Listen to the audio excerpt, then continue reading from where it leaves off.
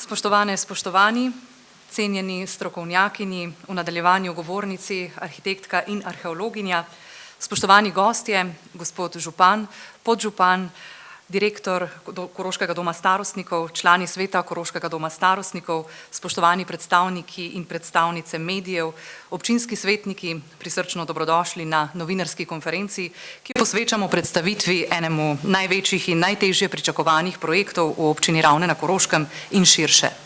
Koroški center skupnostnih storitev KORA Ravne na Koroškem je načrtovan kot sodoben večnamenski objekt za izvajanje dnevnih oblik varstva, začasnih namestitev za starejše, doma za starejše in pripadajočih prostorov.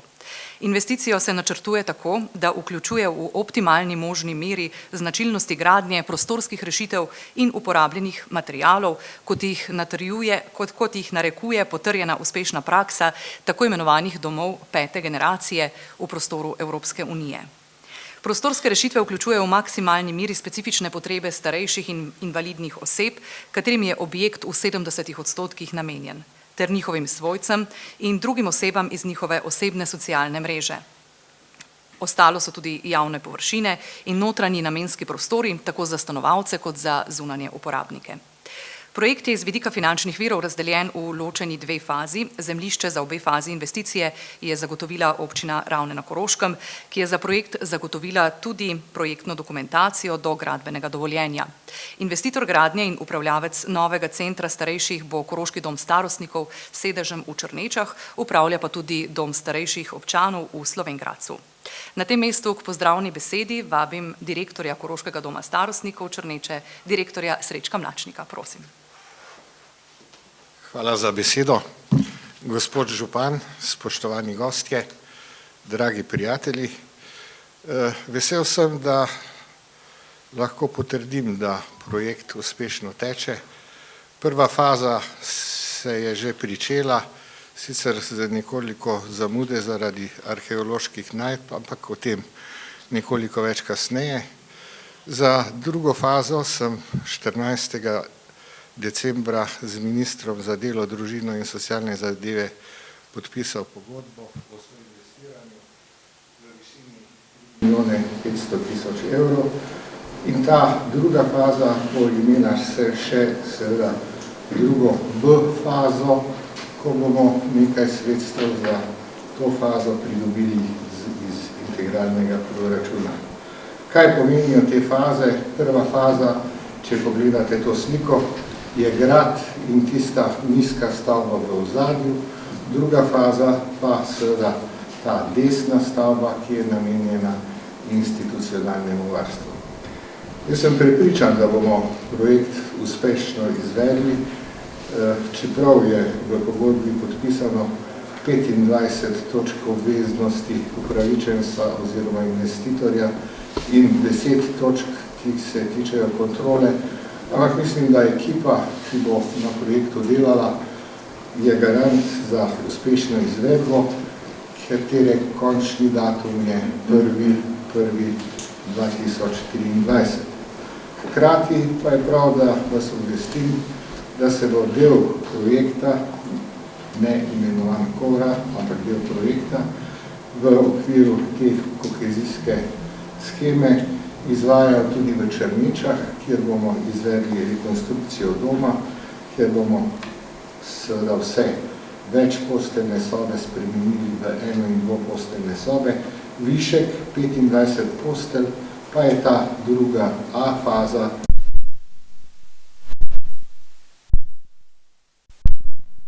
Ko bo dom naravno zgrajen, bi najprej doma imel 90 postelj institucionalnega varstva, seveda pa tudi spremljajoče objekte, torej začasne namestitve, dnevno varstvo, pomoč na domu, pa še kakšne druge prostore, ki so potrebni za uspešno izvajanje dejavnosti v okviru varstva starejših. Jaz bi s tem zaključil, če bo kakšno vprašanje, pa seveda na koncu ali pa tudi vmes. Hvala za prisotnost in lep dan želim. Projekt predstavlja tudi novost povezovanja večgeneracijskih aktivnosti ter medgeneracijskih oblik pomoči v stanovanjsko-gospodarskem kompleksu lokalne skupnosti ter vključuje sodobne koncepte varčne gradnje in sodobne ekološke koncepte, kot so materiali gradnje, urbano vrtnarjenje, urbano čebelarjenje, širjenje zelenih površin. Z novim konceptom in z novimi modeli strokovnega dela prinaša projekt lokalni skupnosti in upravičencem nove metode dela z drugačno kadrovsko strukturo in organizacijo, kot je značilna za domsko varstvo in hkrati zagotavlja dvig kakovosti pomoči tudi za naše občanke in občane. K besedi na tem mestu vabim župana občine Ravne na Koroškem, dr. Tomaža Rožina. Lep pozdrav vsem prisotnim, tudi z moje strani, spoštovani gospod direktor Srečko Mlačnik. Glede na to novinarska konferenca, bom jaz mogoče nekoliko manj slavno in bolj operativen. Vsekakor, naravno že dolgo delamo na tem, da pridobimo dom starejših občanov, oziroma smo to, upam, da vsebinsko že presegli v dom skupnostnih storitev, kot je tudi podnaslov centra Kora. Hkrati se zavedamo, da smo se lotili tako naslavljati problem starejših občanov, naše torej prihodnosti, skrbi za starejše, kot hkrati naše kulturne dediščine. Tukaj smo vsaj vedeli, da je grad, ki je upodobljen in dokumentiran strani zgodovinarjev. Mislim pa, da bomo danes slišali tudi, da smo ali ste našli še bolj star zaklad, dve muhi na en mah, kar smo še posebej veseli, da se lahko z enim projektom lotimo več stvari. Hkrati pa se tule pojavlja še več iniciativ, ko se gradi ta dom na dobrih 9000 kvadratnih metrov v velikem zemljišču, so prišle pobude tudi za varovana stanovanja, tudi za ureditev celotnega območja Pigl. In lahko rečem, da nas tukaj čaka pravzaprav nek zanimiv razvoj našega mesta Ravne. Mimogrede, drugo leto je 70 let, odkar je kraj Guštan postal mesto Ravne. In zagotovo to območje je doživelo tudi z nadgradnjo te kulturne dediščine, eno tako, če lahko rečem, revitalizacijo, ne samo z Koro, skupnostnimi storitvami, ampak tudi še celotno širše območje bo dobilo pravzaprav popolnoma drugo funkcijo, kajti vsako mesto se mora širiti in očitno se bo naše mesto vse v delu širilo na tem območju. Zato zahvala vsem, ki ste prispevali k temu projektu, že dolgo se z domom za starejše občane Črneče za to prizadevamo, menjali se kar nekaj vlad, ministrov za delo, ki spadajo v ta resor, in kot večkrat javno poudarim, ta vlada in pa ta minister, ki je delno tudi domačin, je tisti, ki je odločilno prispeval k temu, da lahko danes tukaj sedimo, da lahko vi upravljate svoje delo, pa tudi mi, kajti ko potegnemo črto, bo na to lokacijo vloženih slabih oziroma kar okroglih 10 milijonov evrov, kar ni majhen denar za našo lokalno skupnost in brez države bi bili pravzaprav tu zagotovo nemočni. Tako da se nadejamo še nadaljnih uspešnih korakov, sigurno je pred nami še veliko problemov, veliko ovir, skupnimi močmi, pa upam, da ne samo z občinskim denarjem, jih bomo reševali na pot do končnega cilja. Direktor jo piše v pogodbi, ki je podpisal končni cilj izgradnje, prej mi je namreč pokazal, konec leta 2023 in do takrat je treba zgraditi vsaj to fazo centra Kora, venem pa skrbeti tako za kulturno dediščino, pa za druge dejavnike, ki so v tem delu mesta še pomembni. Tako da na današnji tiskovni konferenci oziroma na nekem meniku projekta, ki jih bo še veliko strani občine, torej lahko izrazim zahvalo in pa veselje, da smo se tega končno odločno lotili, da poti nazaj ni. Vprašanje je samo, kdaj bomo uspeli na delne cilje in pa potem tudi na končni cilj, ki, kot rečeno, je tu dokaj kompleksen in pomeni veliko pridobitev za našo lokalno skupnost in pa tudi verjamem, da za širši koroški prostor. Hvala.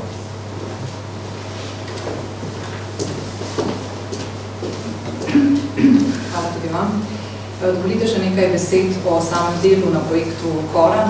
Prva faza vključuje izgradnjo dnevnega centra in začasnih namestitev. Investicijska sredstva so zagotovljena strani Ministrstva za delo, družino in socialne zadeve ter evropskih skladov.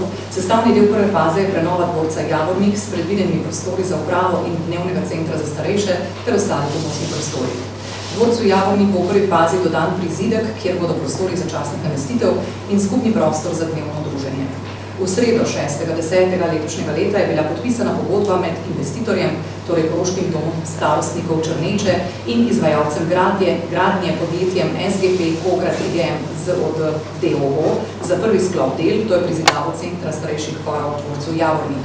Prvi sklop predstavlja prizidavo, za sklopa 2 in 3, kjer je predmet obravnava rekonstrukcija dvorca, pa izvajalec še ni izbran. Dela so se pričela naslednji dan, torej 7. oktobra 2021. Izvajalec gradnje, kot rečeno, podjetje SGP Kograd IGM ZOD DOO, odgovorni vodja del, gospod Boris Hriberšek, projektant Area Arhitektura DOO, odgovorna vodja projekta je gospa Maruša Zorec. Nadzor izvaja podjetje Eutrip DOO, Janez Mačič SP in Primož Praper. Vse prisotne pravkar omenjene lepo pozdravljene. Za arheološki nadzor je bil angažiran Koroški pokrajinski muzej, gospa Saša Đura Jelenko, gospa Anja Mihelič-Pogorelčnik, to pa je že začetek nove zgodbe. Na robu terase Javornik, na imenitni razgledni točki nad starim delom mesta, leži grad Javornik z dominantno lego nad mestom in vsemi kvalitetami prezidanega, vendar v osnovi ohranjenega renesančno-baročnega dvorca iz 17. stoletja. Od prvotne stavbe je ohranjeno še celotno jedro, le stolpiča sredi zahodne in južne fasade sta se skrila za neorenesančnimi prizidki. Zahodni rob grajske terase krasi nizko obzidje, ki na južnem koncu oblikuje čuvajnico.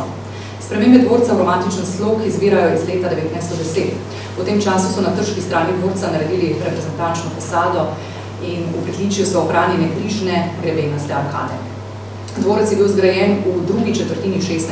stoletja, takrat Pušnikov dvor. Lastnik Luka Gams je v drugi polovici 16. stoletja dobil dovoljenje za obnovo, prizidal je še stolpe. Do leta 1984 je grad predstavljal stanovanjsko zgradbo, ves ta čas pa je bil prepuščen propadanju. Na Francicejskem katastru je razvidno, da so bili na teh parcelah ter na južni in vzhodni strani dvorca vinogradi in sadovnjaki, severno pa je, kot danes, tekla pot v trg Puštanj. Območje je arheološko zanimivo tudi zato, ker leži v neposredni bližini prazgodovinskega gradišča Pibl. Pretekle arheološke raziskave so že dale utemeljeno sklepati, da gre za območje, ki skriva še marsikaj več. Arheološka ekipa, kot rečeno pod vodstvom Saše Đura Jelenko, je med izkopavanji v prazgodovinskih jamah in plasteh odkrila lončene in kamnite najdbe, ki po prvih analizah pripadajo bakrenodobni naselski kulturi.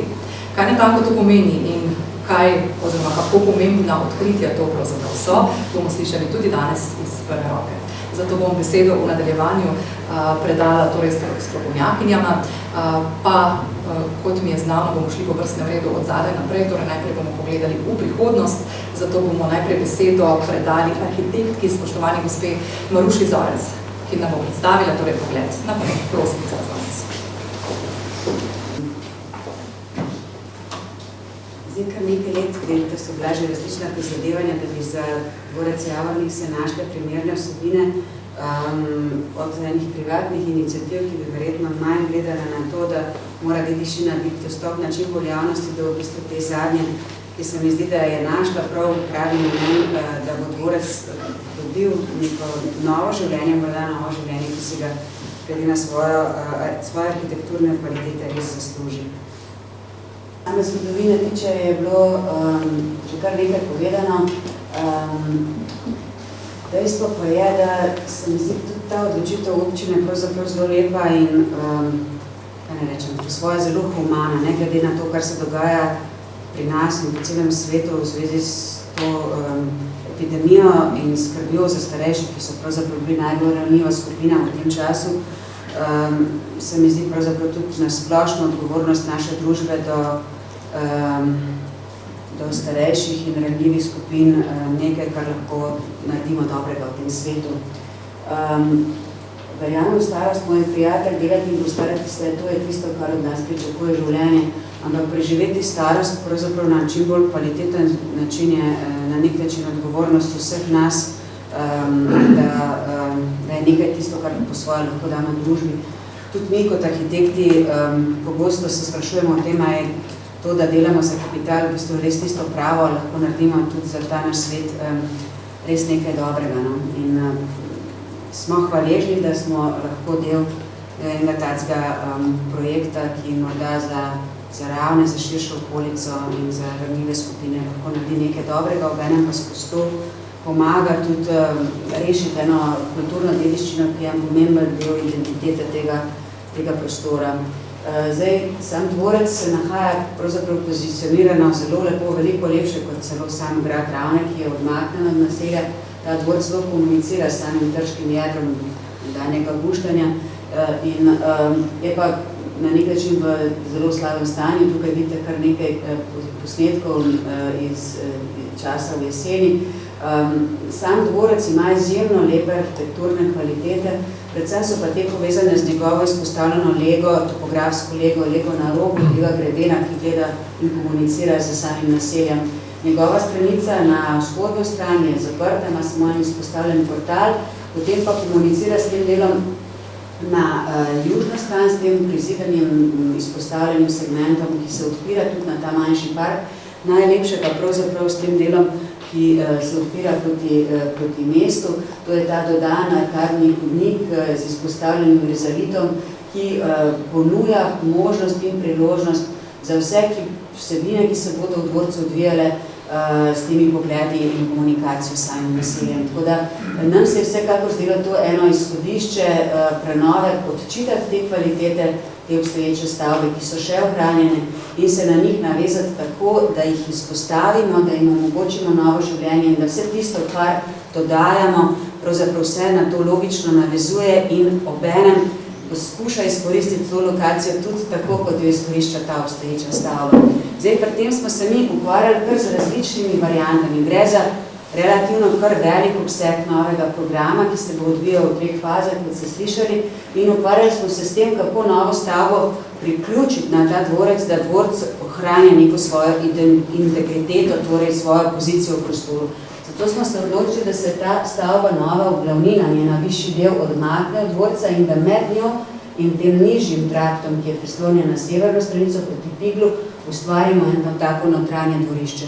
To dvorišče je obenem tudi prostor, ki ga bodoči obiskovalci bodo lahko uporabljali. To dvorišče se da zapreti in veste, da s temi dementnimi programi je potrebno omogočati ljudem, da lahko se gibljajo na prostem, pa so kljub temu v tem prostoru zavarovani. Tako da mi se s to novo stavbo prislonimo ob severni rob in proti vzhodu ustvarimo en višji stavbni blok, kjer bo glavnina pravzaprav teh bivalnih enot, ki bodo preko dvorca gledali lahko tudi proti sončnemu zahodu in proti mestu. V ta del tukaj pa ustavljamo najbolj javne vsebine, ki se skupaj povezuje z javnimi vsebinami predvidenimi v dvorcu. Tako da to je ena od prvih začetnih študij, kako volumen umeščati v prostor. Tudi so bile študije, kako organizirati ta program.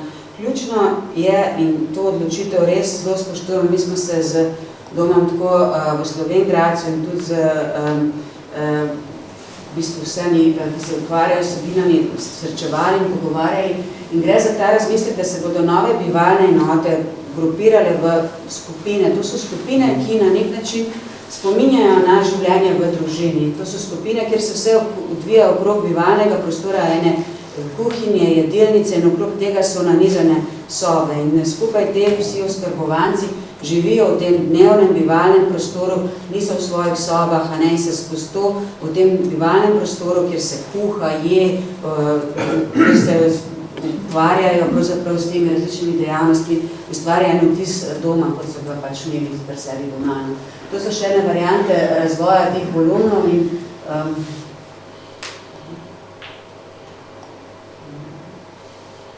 to je pa pravzaprav ta predvidena prva faza in tukaj se vidi, da se v podaljšku te pergole namesti še ena taka odprta veranda, kjer bo spredaj ena velika terasa, preko te terase se bo dalo videti potem dol proti središču Ravne in v ozadju se umešča en skupni bivalni prostor in pa te prve varovane enote, ki gledajo tukaj proti severu. Ta del ostaja v prvi fazi še prazen, v nadaljevanju se pa potem ta zgodba v bistvu nadaljuje.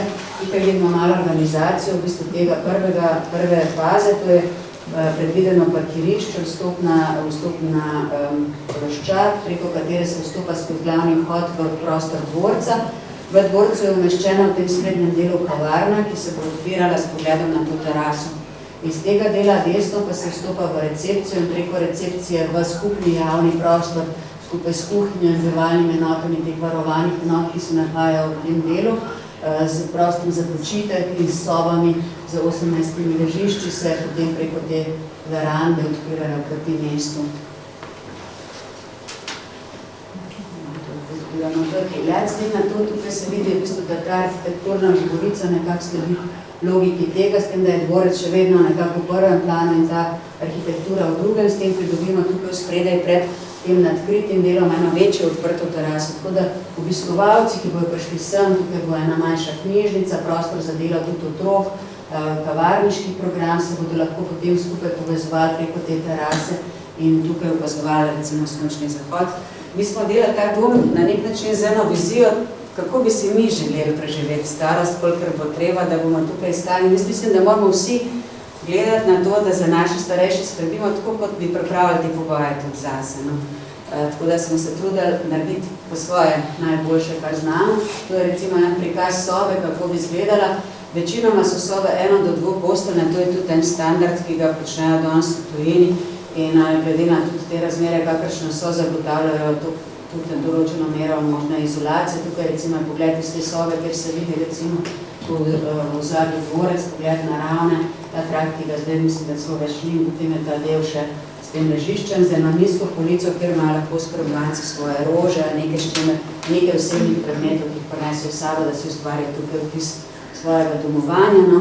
Tukaj je prostor, kamor bo umeščena ena manjša klet, potem v nadaljevanju je pravzaprav pa to pritličje, kjer smo ga gledali in to je pa ta razširitev potem v sklopu druge faze, kjer bo en večji bivalni prostor še v nadaljevanju, zelo slabo barvno vidi, potem pa so sklopi bivalnih enot tukaj v pritličju, tukaj zgore je pomeščena kuhinja, ki napaja to skupno jedilnico, preko katere se potem pogled odpre v naselje. Potem pa se v nadaljevanju dvigneta še 2 dodatni enoti, ki sta ločeni, povezani samo v pritličju, to je druga faza in pa tretja faza, tako da v drugi fazi je predvidenih, mislim, da vse skupaj bo 73 ležišč v teh dveh fazah predvidenih in v nadaljevanju še drugo nadstropje in pa zadnje nadstropje. Ta element, ta v bistvu objekt, ki je najbolj v ozadju, najbolj odmaknen, tako od vseh enot je porekoč najvišji. No, to je pogled še zvedno na to notranje skupno dvorišče, kjer vidimo to enoto, ki je visoka pritličje plus 2 etaži, ki ima tudi tukaj bivalne enote, ki se odpirajo neposredno na ta notranje dvorišče. To je ta bivalni del jedilnice, restauracije, tega večnamenskega prostora, ki se potem lahko odpira tudi v ta prostor in se določene dejavnosti odvijajo zunaj. Vhod bo potekal pravzaprav skozi to vezano območje ali pa tudi tukaj skozi dvorec, kjer bo v dvorcu samem več različnih vsebin in aktivnosti, ki bodo povezovale različne generacije med seboj. To je zdaj pogled skozi to jedilnico, skozi ta skupni bivalni prostor, tukaj levo je dvorec, to dvorišče in skozi ta prostor se potem pride ven na to zunanjo teraso, preko katere se vidi dol na ravne, dol proti železarni in proti sončnemu zahodu. Tako da, to je pa še ena bivalna enota, te recimo skupne kuhinje, bivalnega prostora in sob, ki obkrožajo pravzaprav ta bivalni del.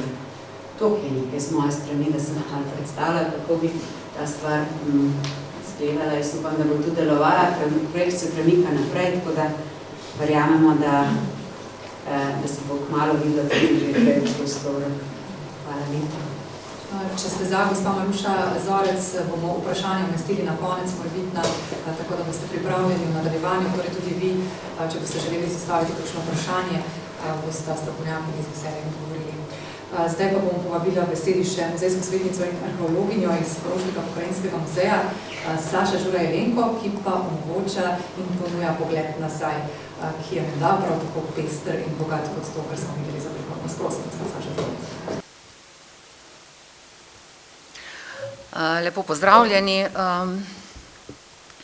Torej, predstavila vam bom zelo kratek historiat same lokacije, potem seveda to, kar nas vse skupaj najbolj zanima, kaj smo torej odkrili, v katero obdobje spada in kakšni so naši načrti za prihodnost. Lokacija torej pod Piglom, dvorec Javornik in pa rob Javorniške terase. Nahajamo se na višini 414 nadmorska višina, Lokacija je kar z 3 strani obdana z vodo, torej na severu Meža, tule na vzhodu Hotulja in pa na zahodu Suha. Izjemna strateška lokacija, vsi predhodnice naše so že povedale, kako lep pogled je proti zahodu, ko se Mežiška dolina odpre. Hkrati je pa zavarovan tudi hrbet te naselbine, ki smo jo odkrili, torej Pigl in pa strma pobočja proti Votli peči in pa proti Hotulji. O zgodovini samega dvorca je že povedala Janja. Mogoče tule samo še opozorim, da so okoli matične stavbe, ki danes stoji, nekoč stala gospodarska poslopja in ta dvorec je bil ena enklava, tule so lahko gradili vedno in zgolj samo lastniki dvorca, ker vemo, da je pač Javornik zelo pozidan, nikoli pa niso v bistvu bila izvedena kakšna arheološke raziskave ali pa nadzor. Tule ob robu Pigla se je v bistvu in situ še ohranilo, torej nekaj iz preteklosti. Če imam pravi podatek, leta 2007 potem porušijo ta gospodarska poslopja, jih imamo ohranjene še na fotografijah in mi smo pred začetki del seveda pričakovali, da bomo na tem mestu odkrili tudi ostaline teh objektov in pa tistih, ki so bili zarisani pač iz prve polovice 19. stoletja na franciscejskem katastru. Sedaj pa k arheologiji. Leta 1992, to je bilo prvo leto, ko sem jaz nastopila službo, sva s kolegom restauratorjem opravljala topografske preglede po Koroški, takrat še peš, danes to že vse delamo digitalno z kakimi zračnimi posnetki, lidar posnetki in Pigl se je zdel zelo vabljiv, predvsem zato, ker je bilo že takrat gor polno vrtičkov, zemlja je bila v bistvu preorana in pobrala sva 16 odlomkov, kar je izgledalo ene prazgodovinske lončenine. Nekaj je bilo celo usti posod in zelo previdno smo pač takrat na podlagi tega območje razglasili za v bistvu prazgodovinsko naselbino, najverjetneje iz starejše železne dobe. Zakaj iz starejše železne dobe? Ker takrat je veljalo, da se je takrat pri nas pač začela neka stalnejša, kontinuirana poselitev. No, območje je bilo prav zaradi teh najdb potem ko je občina sprejemala odlok, zaščiteno. Tu pa vidimo tudi zaščiteno območje dvorca in pa njegovo vplivno območje.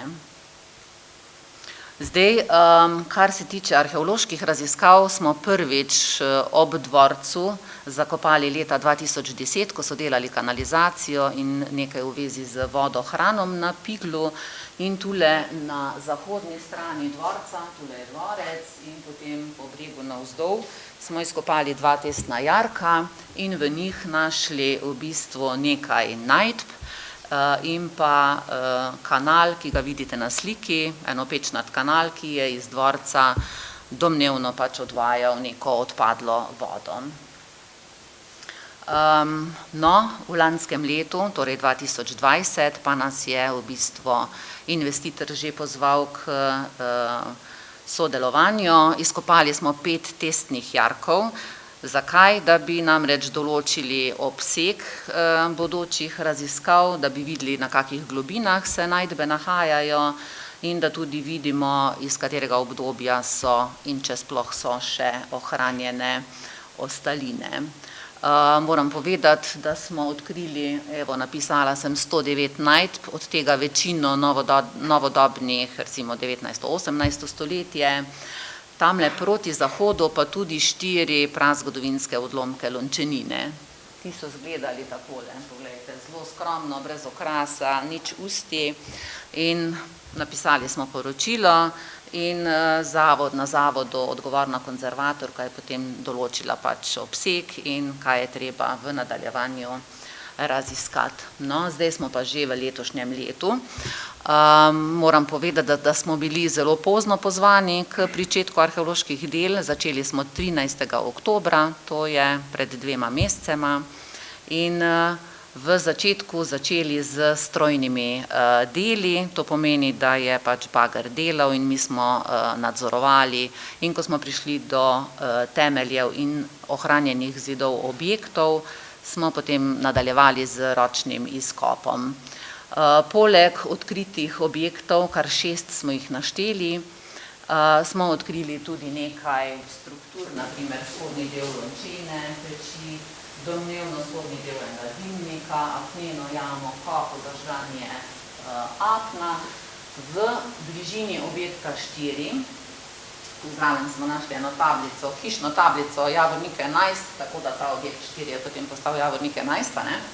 Ob Javorniku 11 smo potem odkrili prve prazgodovinske najdbe, in to ne malo, ampak je bilo tega izjemno veliko.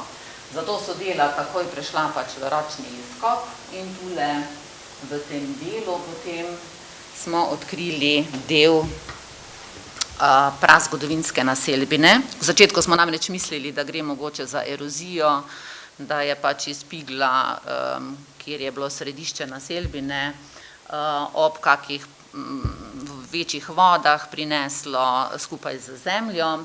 Kmalu pa smo seveda odkrili, da gre za stanovanjske objekte oziroma prazgodovinske jame. Torej, na tem območju, tule v profilu in tule, smo zagotovo, to lahko rečem glede na odkrite najdbe, odkrili ostanke lasinske kulture. Torej, za ta čas mi še ne vemo, kdo so bili ti ljudje, točno odkot so prišli, so bili pa ostanki teh naselbih so znani vse od zahodne Madžarske, severne Bosne, Avstrije, kontinentalne Hrvaške, Slovenije, z zelo podobnim inventarjem najdb. Vse to, kar je označeno tule šrafirano, so pa v takih debelih plasteh, v bistvu, mislim, da smo najprej rekli, da smo našli 80 kil, zdaj smo že prišli na njih 150 kilogramov, skratka zelo veliko, predvsem lončenih najdb. Nekaj kamnitega orodja, skromni sledovi kovine, nekaj malega kosti, in to zdaj gre vse v analizo. Iz teh jam smo vzeli vzorce oglja, da bomo poslali, zdaj smo zvedeli, da verjetno na Poljsko, v Poznan, da bodo naredili C14 analizo, da potrdimo torej to strašno starost, ki je za lasinsko kulturo od 4350 pred našim štetjem do 3900 pred našim štetjem. To je 6000 let od zdaj nazaj. To so v bistvu najstarejše tudi ohranjene naselbine na Slovenskem, razen mogoče zelo malo nekega mlajšega kamene dobe, pa jamskih najdišč, tako da pač lahko rečemo, da smo na Koroškem odkrili najstarejšo ohranjeno naselbino. Tule smo potem zaradi pač zime, ki je pa že trkala na vrata, zelo smo se trudili, da bi, mi se ful zavedamo, kak velik projekt je ta dom starostnikov, pa da pač vsi v istem čovnu veslamo naprej, pa vsi se trudimo, da bi to pač lahko gradbinci čim prej začeli, zato smo mi do tule zdaj že vse rešili in tu lahko gradbinci že vse delajo. Tako da to ni čist na mestu, da zaradi arheologije. Tokrat ni arheologi, čakamo gradbince, kakvi časi.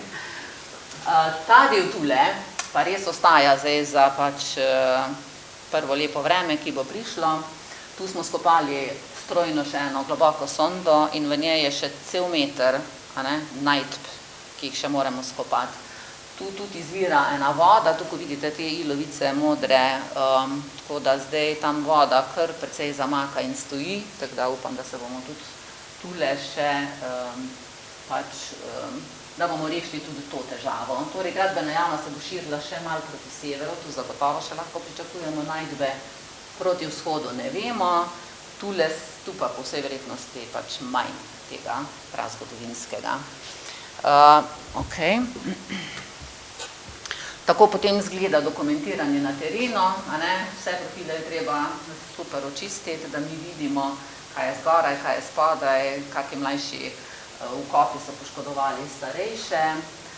Torej, te 3 jame se tule vidijo, to je prva jama, recimo, potem imamo tule trojko, tule od spredi smo pa že raziskali v tlorisu to večjo jamo. Zdaj, čemu so te jame služile, to bom kar tako po domače povedala, takrat ni bilo hladilnikov, pa ni bilo shramb, torej za neko shranjevanje, da so mogoče pred živalmi to zavarovali, ognjišča, mogoče da veter ni ogenj ugasnil, tako da to bomo videli tudi, ko bomo dobili rezultate pelodnih analiz, mogoče je kako zrno, ki se ožgalo in se na tak način ohranilo.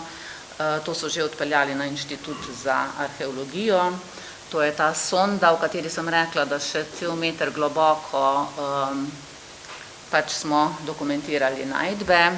Zdaj pa še nekaj terenskih posnetkov, ker je bila skoraj pač zima, so bile najdbe izjemno zamazane, tako da sploh nismo vedeli, v bistvu šele zdaj, ko smo v muzeju oprali, to je samo delček teh najdb, vidimo, kaj vse smo dejansko odkrili.